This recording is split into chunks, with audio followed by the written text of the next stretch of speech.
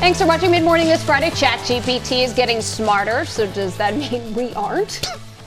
Wow. New study from MIT reveals ChatGPT may be linked to cognitive decline. Oh, this is not good. It's not. So this study, it looked at 18 to 39-year-olds. It was a very, very small group. I think it was maybe 50 to 60, 18 to 39-year-olds. And they asked them to write several SAT essays. So they broke it down into 3 groups. There was one group that could use ChatGPT. Yep. There was another group that could use Google search, and there's another group that could use nothing. Yep. So what they found was the group that used ChatGPT had the lowest brain engagement, constantly underperformed at neural, linguistic, and behavioral levels. They got lazier and lazier with each essay, continuing to copy and paste. Not only were the results of this very small study alarming, Oh my they gosh. were so alarming that they haven't even peer reviewed it yet, which is what you generally do, because they thought these results were so important, especially for our youngest kids. Yeah, that's the biggest thing. They're suggesting that ChatGPT could be damaging for young learners, and when you hear things like that, I mean, you can understand why you'd be concerned. I think we all saw that one coming, right?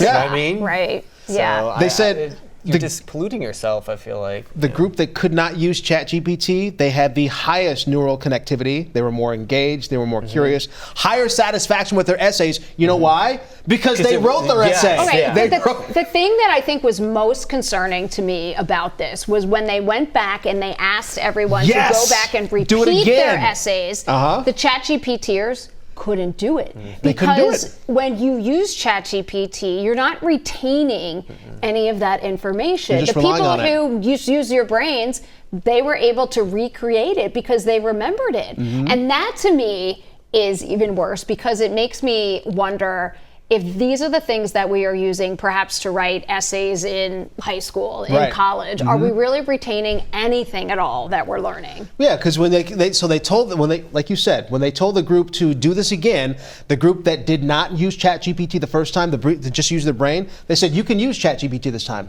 They actually used it, and they actually used it for the better. They said that actually pays off for them to use it. So the group that didn't, they could not retain any of that information. Have you ever used ChatGPT? Yeah, I'll use For it to what? I like to use it for just like sprucing up my grammar.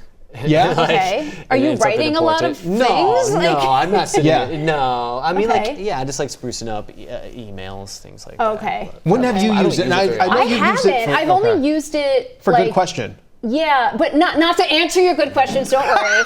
To do good questions do about good question. ChatGPT. Like, I've only used it as like a joke. Like, know what write a country song about the Vikings Yeah. winning the Super Bowl. Yeah.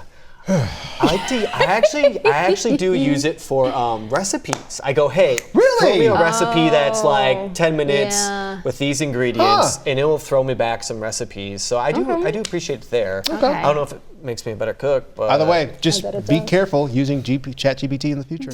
What are your thoughts? Drop us a comment below. We want to hear from you.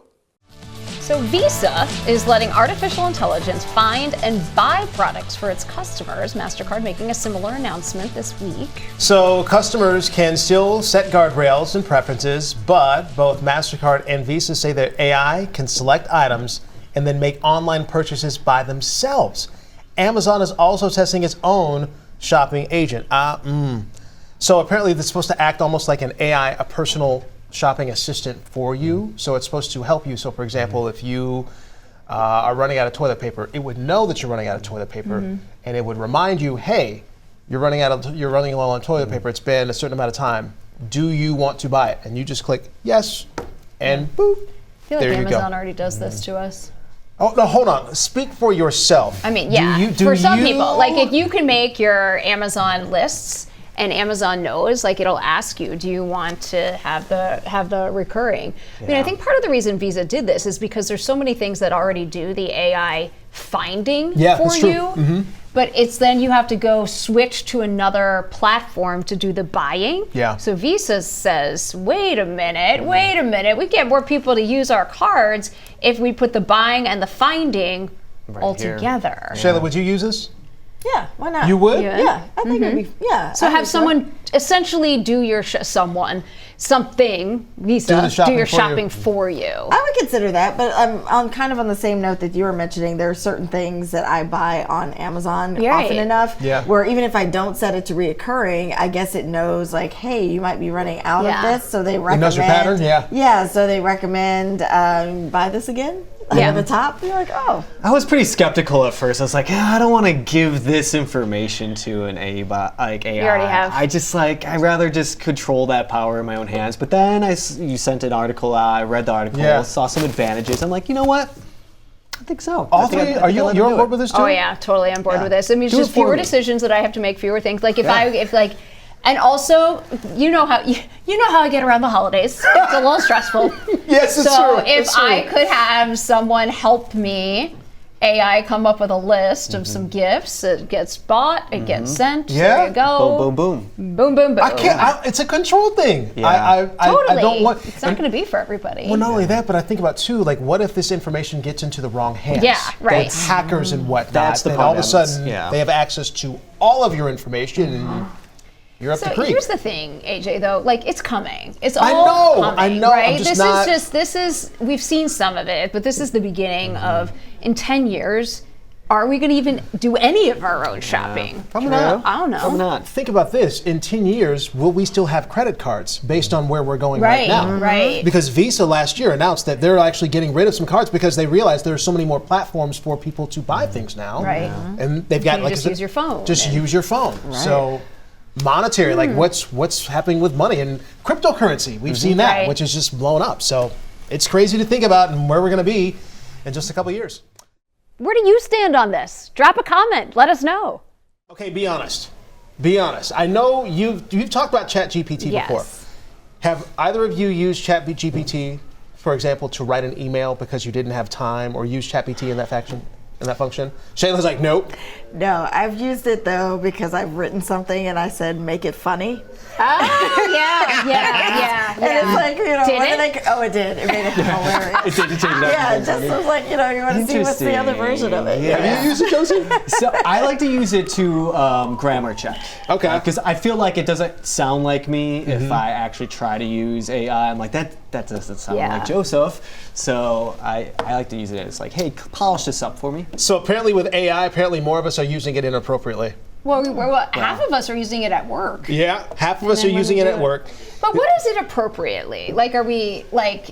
Inappropriately could mean a lot of different things. Like, it could mean you're like uploading sensitive information. It could mean you're putting stuff in there that maybe should not be in the workplace. So for this example, that's exactly what they talked about: uploading the sensitive documents into our customer information into ChatGPT. And then something else I found interesting too. That they said almost 3/4 of recipients, they said they rely on the AI output.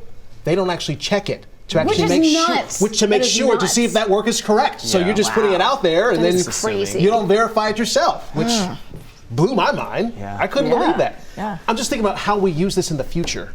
And and how students use it and how teachers like look at it too. I'm just thinking of like guidelines that'll be used in the future as far as we have none. There are no guidelines. Right. So what are I'm guessing employers are going to have to put like some standards in place to make sure that this is not something that is abused all the time in the future. Well, I think that's like the case, for example, when you have Twitter and social media. Like, they came out and then nobody knew how to regulate them, and now that they've been out for a while, they're trying to find a way to do that. So this could fall in that same bucket. I have friends who are computer programmers. They use it for coding all the time. The fact that their workplace is coming up with their own AI so they can just do it through their own AI program. Really? Yeah. So now, is it inappropriate if I use it at work and upload a picture to turn myself into my dog? Or vice versa? Like, is that inappropriate? Vice versa, I think we need that, Heather. Should I not be doing that at work? Do you have anything else you're supposed to be doing? It's interesting. Here's the thing. Maybe one day we, here on this desk, will show you pictures of what our dogs would look like as people and what we would look like as dogs. So then it would count. Oh my gosh. You just made that example. It piqued my interest. Did you not see? They did it on CBS Mornings. They made Nate and Gail and Tony, they turned them into dogs. By the way, less than half of employees report having received AI training or related education. So this goes to the point that who's gotten AI training? So it'll be appropriate if you do that, and then it's a topic on Mid Morning. Yes. So then you would have a reason to be doing They did it on work. CBS Mornings. That's what they did it already. So hey. Thank you, Sheila, It'll for be relevant. validating. Being transparent about it. Yes, I just want you to feel seen. Thank you. Thank you. Dog Or the picture of argument, me that looks like a dog. What dog would you be? I haven't done it yet. I wish I would, though. I'm probably going to do it right at 10 o'clock when the show is over. So you mentioned before using AI before, ChatGPT before. Yeah. So I told you this. I took a picture of us. Yes, you did. And I told it to Roast us. And then he didn't feel like it sufficiently roasted us, so then he made them roast Crank us it up. harder. Yes. And that was mean. Hey, we hope you enjoyed WCCO's Talk of the Table. Be sure to like, leave a comment, and subscribe to our YouTube channel.